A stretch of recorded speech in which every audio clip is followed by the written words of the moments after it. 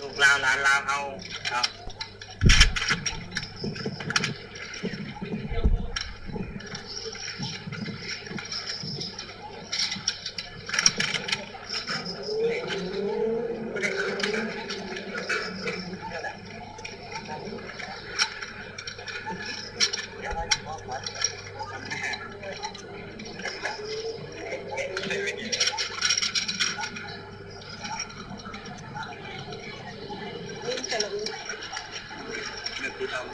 อยู่ในใจเก็บไว้อ่านเลยแดงไปจับเนี่ยไปอ่านเลยเป็นอ่านได้บ้าง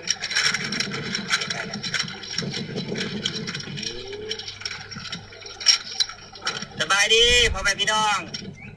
พวกข้าพเจ้าในนามต่างนาขบวนการเสาหนุ่มลาวเพื่อสิทธิมนุษย์มื้อนี้ขอออกแถลงการฉบับดังนี้พวกข้าพเจ้าในนามลูกลาวหลานลาวขบวนการเสาหนุ่มลาวเพื่อสิทธิมนุษย์แมนเกิดขึ้นท่ามกลางเสาหนุ่มลาวเพื่อสิทธิมนุษย์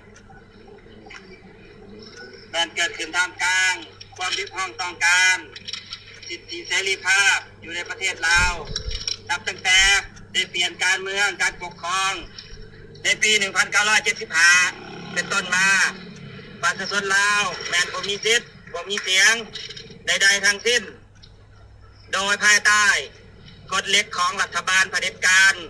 ลาวที่ปกครองในประเทศลาวในปัจจุบันโดยห้ามเด็ดขาดบ่ให้ประชาชนลาวทุกส่วนนาตำหนิติเตียนพรรคและรัฐบาลโดยเด็ดขาด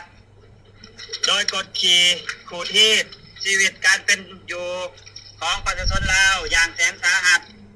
โดยเฉพาะใช้นโยบายเช่นการบังคับให้หายสาบสูญของท่านสมบัติสมพรการจับกุมแรงงานลาว3 คนที่บางกอกประเทศไทยปี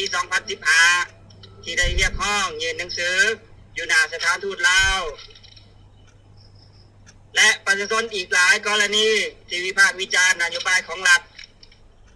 ทางเฟซบุ๊กการจับกุมชาวบ้านที่ขัดขวางการยึดที่ดิน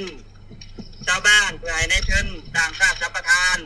ตลอดฮอดจับกุมชาวบ้านที่บ่ยอมให้รัฐบาลลาวยึดที่ดินเพื่อไปขายสัมปทานให้กลุ่มทุนต่างชาติปลูกอ้อยและยางพาราและไล่ประชาชนออกจากหมู่บ้านของเขาเจ้าเช่นไล่ประชาชนออกจากที่ดินและหมู่บ้านโดยบังคับจับกุมชาวบ้านเมืองท่าแตงแขวงเซกองและบังคับประชาชนต้องยอมรับชะตากรรมโดยบ่มีเงื่อนไขและในการสร้างเขื่อนไฟฟ้าในทั่วประเทศลาวเพื่อได้เขื่อนไฟฟ้าถึง100 เขื่อนในปี 2020บีบบังคับประชาชนเมืองสนามไทยแขวงอัตตปือต้องยอมรับโศกชะตากรรมจากเขื่อนแตกโดยยังสืบต่อสร้างเขื่อนไฟฟ้าเซเปียนเซน้ำน้อยต่อไปประชาชนที่ได้รั